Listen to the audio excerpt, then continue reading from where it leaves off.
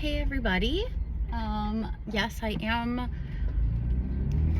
recording in my car. Yes, I am driving. You will see that I am paying attention to the road and not the camera. Unfortunately, just, I've recorded videos before and either posted them or scrapped them, but I'm usually cooking, folding laundry, driving somewhere, when I am, having a few moments to record and give updates. So I'm at Walmart for the second time today.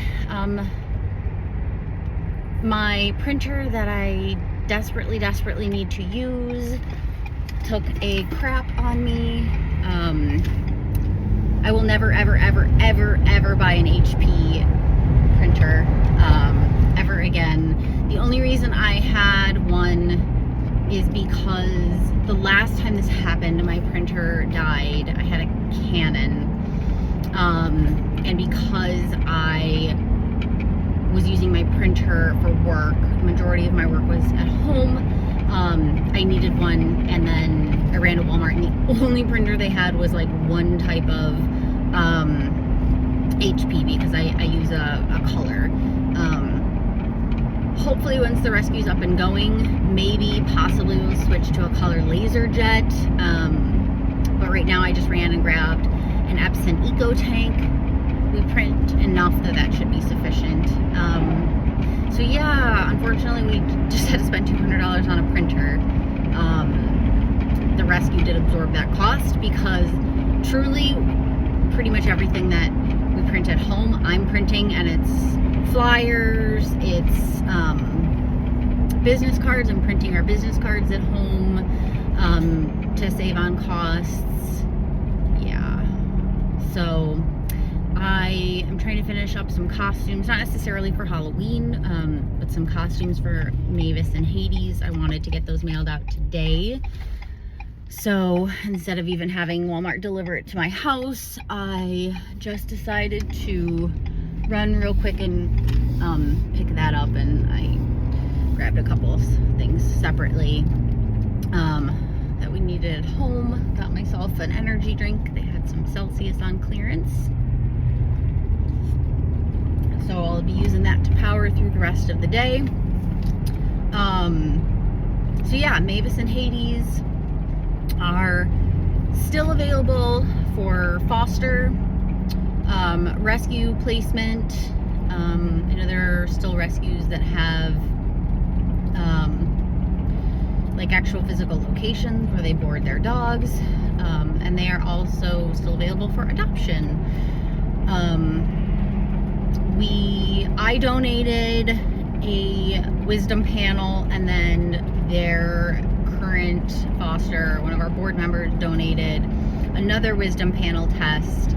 We have been had them listed as Roddy mixes, which they may still be, but I have a feeling Mavis at least might have some blue tick coonhound in her. Just she's got kind of that coloring. She's large, but not as large as Hades, and she's usually the one that starts the howling, which is why one of the reasons we have them listed as maybe not suitable for apartment living. They do like to howl when they hear sirens, or when like the delivery drivers come up to the door. They will bark, howl at them, so perhaps not necessarily suitable for apartment living, or close living quarters. But yeah, and then Hades, his foster thinks maybe he has some Great Dane in him. He is 113 pounds, but he's not as stocky as a Rottweiler. He definitely could have some Dane in him. His build is slimmer, he's taller. So yeah, we're pretty excited. As soon as I kind of had the idea and talked it over with her, she loved that. So I sent her one and said, well, they are expensive. I sent her one and said, I guess, you know, test one of them. I guess maybe I had thought that they were possibly related, but now I'm thinking they are not. But we'll find out, potentially. And then she said, yeah, you know what, I'm gonna purchase the other one, and we'll get them both tested. And that way, we can reach out maybe to hound rescues and see if they would be interested. That would also potentially explain why they are not cat friendly. Initially, they thought they were cat friendly, but they've shown a little too much interest in cats. So the hound could potentially explain that. They could maybe not have any hound, and that would still be relevant. There are tons of dogs that breeds that tend to not like cats. There are tons of individual dogs that tend to not like cats for whatever reason. Yeah, so I am just gonna head home and get all the dogs out again. I'm sure I'll have to start dinner soon, but hoping to get this printer like plugged in and up and running. I don't know if I'll make the post office today, but when in doubt, I should definitely be able to make it tomorrow. Fingers crossed. In other news, without saying a whole lot, we do have an extremely strong lead on a property. I know I had said I was going to make another video talking about what we were looking for in a property and why. And I've made a lot of videos, and I'm camera shy, so I've made a lot of videos, but I haven't always published them. So it's hard to remember what exactly I've talked about and what I haven't yet so far. But initially we were looking for a property with a home on it already, because my goal has always been to live at the sanctuary. The goal has always, of course my phone's on 20%. When we're dealing with senior dogs, old dogs, dogs with medical needs, it has been important to me to make sure that I'm nearby, that I'm close by. They wouldn't all obviously be inside my home necessarily, but they would be on the property, close by. And then, you know, if something changed with the dog, they could come into the house. But just also for ease, it's hard to basically say, okay, I'm gonna be the primary caregiver, excuse me, for all of these dogs, and then have to go somewhere else to take care of them.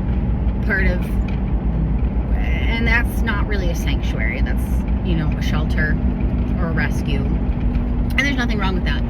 But that is not the sanctuary feel. The sanctuary feel is the home. A sanctuary is a home for these dogs, for these animals. So, and then we kind of looked at the market and where we are personally, and went, I don't know if we can swing purchasing a home right now. So, because we have to purchase the home. If we want to own the home, because that's where we'd be living, so we would own the home, we would have to purchase it. We wouldn't fundraise for that because it wouldn't be owned by the rescue. We could lease part of the property to the rescue. We could sell part of the land to the rescue. So after thinking about it and going, maybe we can't, with the way things are, with how competitive things are, maybe we should just look at land. Maybe let's look at land, getting enough land. Either finding two parcels next to each other that are for sale, which we did, but we're not able to purchase. They basically went into contingency almost as soon as I found them. And or go, hey, maybe if we found a property with enough land, we could purchase that and then eventually divide it into separate parcels and sell a portion to the rescue once Joe's generating enough income. And that's kind of where we landed, going, what can we afford, knowing that essentially we would have to front all the costs, and we can't really fundraise. It's not ethical, because we wouldn't fundraise for our own home. Okay, so we kind of landed on that, and then we were talking to a friend of ours, and kind of learned that their path in life, that they're being called to move, that they're being called to relocate, and they've offered us an opportunity to purchase their home and property privately, so we wouldn't be in a bidding war with people, and it's given us a lot of hope. So we would be able to move in right away and start the rescue and sanctuary, which would be huge. We could potentially even take in our first dog, potentially. They would have to stay, that animal would have to stay in our home with us. There's definitely enough land where we would parcel off part of it for the rescue and sanctuary. We would clear part of it and have a rescue and sanctuary building built. And that comes with its own set of considerations, because now, of course, any new buildings will have to be constructed with all electric. And then there's also the New York Companion Animal Care Act, which finally shout out to the rescue who posted the link to the ASPCA, who provided a checklist and just all kinds of things. So finally we kind of have a checklist of everything that we need to have in place to be compliant with that, and that's huge. Also, it's a lot of work. There's a lot of stuff I still have to do, a ton more of like bureaucratic things. So that was hard. So I haven't really dived fully into that right now, because I just want to kind of savor the possibility that maybe we have some really good stuff happening. Maybe we have found the perfect place. This family believes in what we're doing. They're very excited for us. And of course, it's a kind of a win-win. They wouldn't have to deal with everything, a realtor, people coming in and out, and so it kind of serves everybody's purpose. So we're really, really, really hoping, and we're pretty determined to make it work. So that being said, if everything goes according to plan,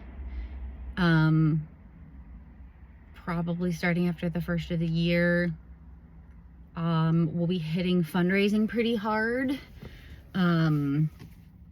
because we'll want to start building and creating a place for these animals to go. So, and I will have to start looking into, the actual costs of things so that we can give everybody kind of a breakdown.